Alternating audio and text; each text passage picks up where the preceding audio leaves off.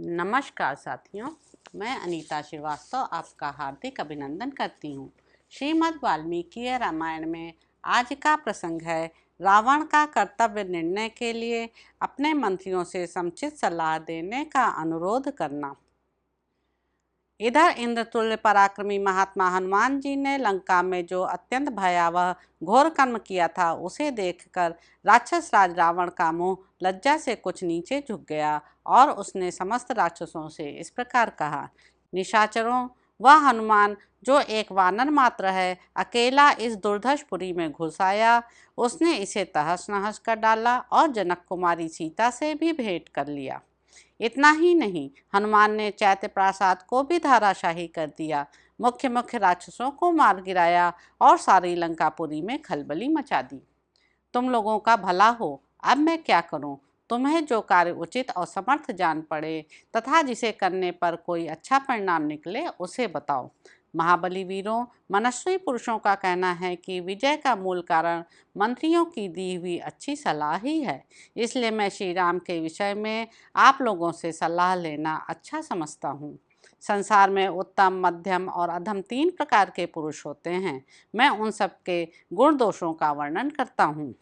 जिसका मंत्र आगे बताए जाने वाले 3 लक्षणों से युक्त होता है तथा जो पुरुष मंत्र निर्णय में समर्थ मित्रों, समान दुख सुख वाले बांधवों और उनसे भी बढ़कर अपने हितकारियों के साथ सलाह करके कार्य का आरंभ करता है तथा दैव के सहारे प्रयत्न करता है, उसे उत्तम पुरुष कहते हैं। जो अकेला ही अपने कर्तव्य का विचार करता है, अकेला ही धर्म में मन लगाता है और अकेला ही सब काम करता है, उसे मध्यम श्रेणी का पुरुष कहा जाता है।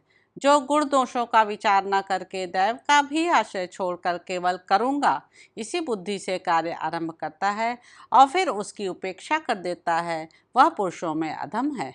जैसे ये पुरुष सदा उत्तम, मध्यम और अधम 3 प्रकार के होते हैं, वैसे ही मंत्र भी उत्तम, मध्यम और अधम भेद से 3 प्रकार का समझना चाहिए।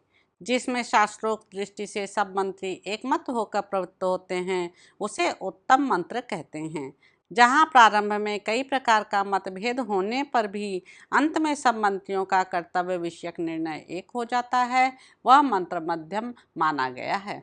जहाँ भिन्न भिन्न बुद्धि का आश्रय ले सब ओर से स्पर्धापूर्वक भाषण किया जाए और एकमत होने पर भी जिसमें कल्याण की संभावना ना हो, वह मंत्र या निश्चय अधम कहलाता है।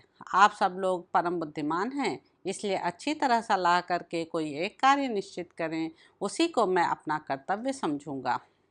राम सहस्त्रों धीर वीर वानरों के साथ हमारी लंकापुरी पर चढ़ाई करने के लिए आ रहे हैं। यह बात भी भली भांति स्पष्ट हो चुकी है कि वे रघुवंशी राम अपने समुचित बल के द्वारा भाई, सेना और सेवकों सहित सुखपूर्वक समुद्र को पार कर लेंगे।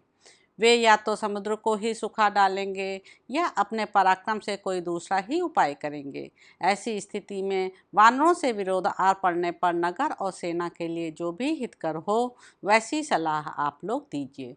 तो इस प्रकार साथियों, युद्धकांड में निहित 6ठा सर्ग यहाँ पर समाप्त होता है। इसके अगले अंक में आप जानेंगे कि राक्षसों का रावण और इंद्रजित के बल पराक्रम का वर्णन करते हुए उसे राम पर विजय पाने का विश्वास दिलाना। तो अब आपसे अगले अंक में मुलाकात होगी। मेरे YouTube चैनल संवाद विद अनीता को लाइक करें, शेयर करें, सब्सक्राइब करें। धन्यवाद साथियों।